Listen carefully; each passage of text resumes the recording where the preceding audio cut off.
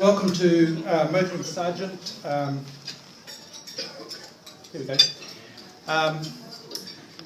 It was actually Martin Matthews' turn today, and I missed my session a few months back, so in a sense you're getting two for the price of one. And so just to kick off and make Grant's money counting a little bit easier, I'd like to suggest maybe the expectation is not 5 but 10.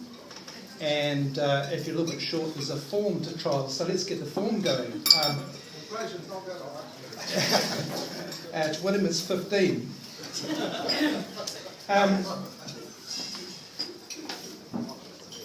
A few years ago, a good group of us as Rotarians visited Germany. I guess for those that did, and are in the room, would like to stand.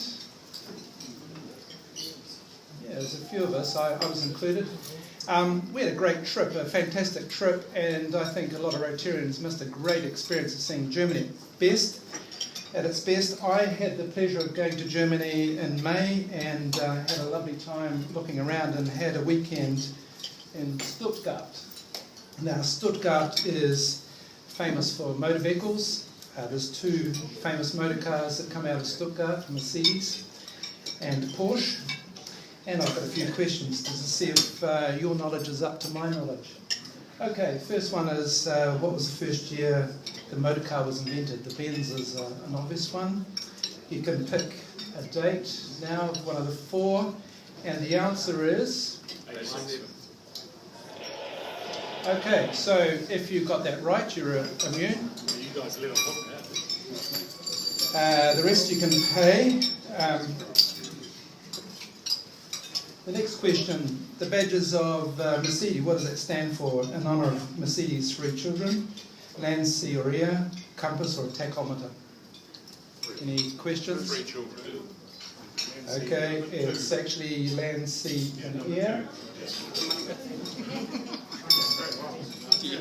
And the vehicles that are at the bottom are actually, you can imagine at this time airplanes weren't invented and motorised things were only a concept, so this is sort of Leonardo reinvented through Benz's eyes, and he was trying to give a concept which ultimately developed.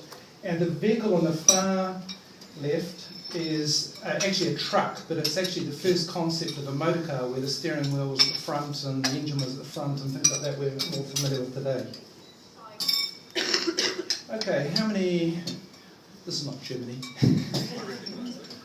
Yeah. How many of you might have used a motor car today? Well, let's put it the other way. How many didn't use a motor car today? Yeah. Okay, I think you're all winners. Some people have saved money and some have had the joy of not going in the weather today, so a little contribution to the sunshine box would be appreciated. Okay. How many vehicles in the New Zealand fleet? We've got 4 ranges here, 1 through to 5 million. Okay, here we go. The answer is 2.4 million.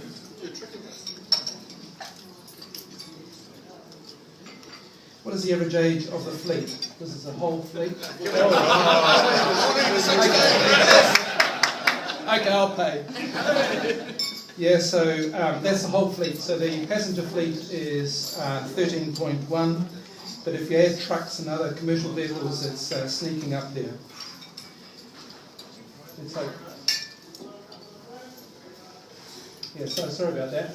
So the unique thing about the New Zealand fleet is it's got a spike, and 20% of our fleet are actually used imports, 1995-96, and that's what sways our unique position of a country in the world.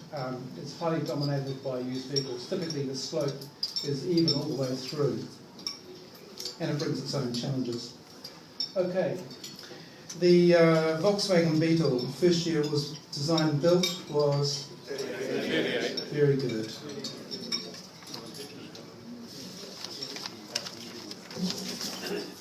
So Porsche design, what was the first year of the Porsche? 48. 48. Pretty good. Okay. Some of you may know I'm very involved in electric vehicles. I'm chair of the Electric Vehicle Association New Zealand, and we're trying to pioneer thinking. When I went to Stuttgart to see in the Porsche Museum, here is an in-wheel engine designed in 1908. Way ahead of its time. Unfortunately, you need about 3 generators to put on the back of the thing to make it work. But the concept was pretty real and pretty exciting, I think, of its time, which is just showing the design and thinking this man had. So the answer is 1908. and I'll put some money in, and if you've got a little bit left to contribute and or fill out the form so we can see how they work, that would be great. Thank you, everybody. Thank you.